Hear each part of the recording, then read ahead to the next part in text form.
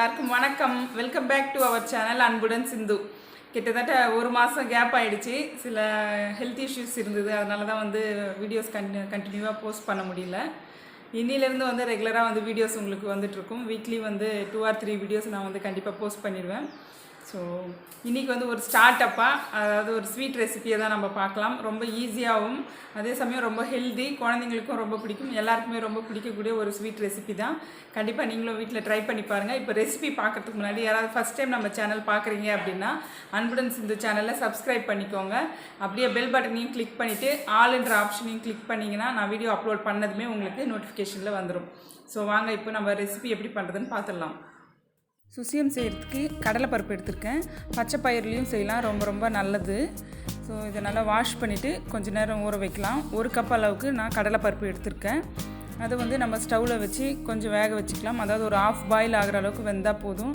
லைட்டாக நம்ம அழுத்தி பார்க்குறப்போ கொஞ்சம் நல்லா அதாவது மசிஞ்சதுன்னா போதும். ஏன்னா ரொம்ப வெந்துடுச்சு அப்படின்னா நம்ம வந்து உருண்டை எடுத்து எண்ணெயில் விடுறப்போ அப்படியே வந்து வெளியில் வந்துடும், எல்லாமே பிரிஞ்சு வந்துடும்.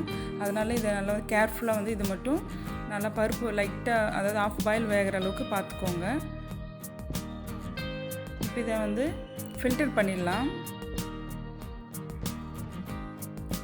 நல்லா ஆறின பிறகு நம்ம வந்து இதை மிக்ஸி ஜாரில் போட்டு பவுடர் பண்ணிக்கலாம். நல்லா ஆறட்டும். இந்த கேப்பில் நம்ம வெல்லத்தை வந்து ரெடி பண்ணிக்கலாம். வெல்லமும் வந்து நான் 3/4 கப்லேருந்து 1 கப் அளவுக்கு எடுத்துக்கலாம். நம்ம டேஸ்ட்டுக்கு தகுந்த மாதிரி தான். ஸோ நான் இங்கே வந்து 3/4 கப்பு வெல்லம் எடுத்திருக்கேன். இதில் வந்து கொஞ்சமாக தண்ணி, அதாவது ஒரு 1/2 டம்ளர் அளவுக்கு தண்ணி ஊற்றினா போதும். ஏன்னா அது கரையிறதுக்கு தான் லைட்டாக. அதுக்கடுத்து வெல்லம் வந்து கரைஞ்சி வந்த உடனே தண்ணி வந்துடும்.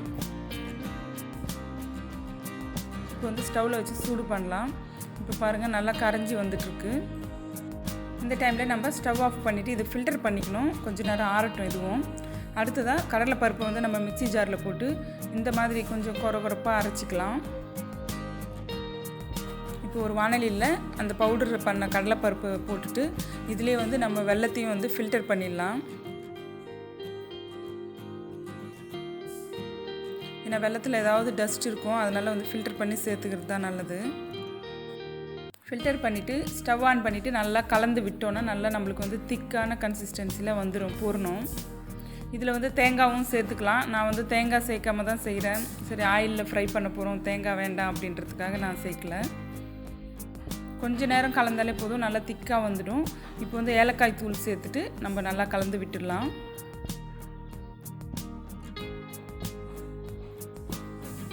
பாருங்கள் நல்லா திக்காக இருக்குது.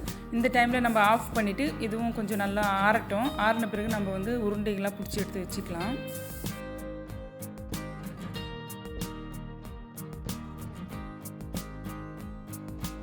பூரணம் நல்லா திக்காக இருக்கணும், இல்லைன்னா ஆயிலில் விட்ட உடனே சதன்னு ஆகிடும். ஸோ இதை வந்து நம்ம கண்டிப்பாக வந்து பார்த்துக்கணும். நல்லா திக்காக இருக்கணும் உள்ளே இருக்கிற மாவு. ஸோ வெளி மாவுக்கு வந்து நான் இட்லி மாவு தான் எடுத்துருக்கேன். ஜென்ரலாக மைதா மாவு யூஸ் பண்ணுவாங்க. நான் வந்து இட்லி மாவு, புளிக்காத மாவு. பாருங்கள் திக்காக இருக்குது. இந்த கன்சிஸ்டன்சியில் இருக்கட்டும். தேவையான அளவு உப்பு போட்டு கரைச்சி வச்சுருக்கேன். ஸோ இப்போ உருட்டி வச்சுருக்கிற அந்த பூரணங்களை எடுத்து அந்த உருண்டை எடுத்து நம்ம இதில் போட்டு ஆயிலில் போட்டுடலாம். நல்லா டிப் பண்ணி எல்லா பக்கமும் படுற மாதிரி எடுத்துகிட்டு அப்படியே நம்ம வந்து சூடாக இருக்கக்கூடிய ஆயிலில் போட்டுடலாம். போட்டதுமே கரண்டி வச்சு கலக்காமல் ஒரு 1 மினிட் அப்படியே விடுங்க.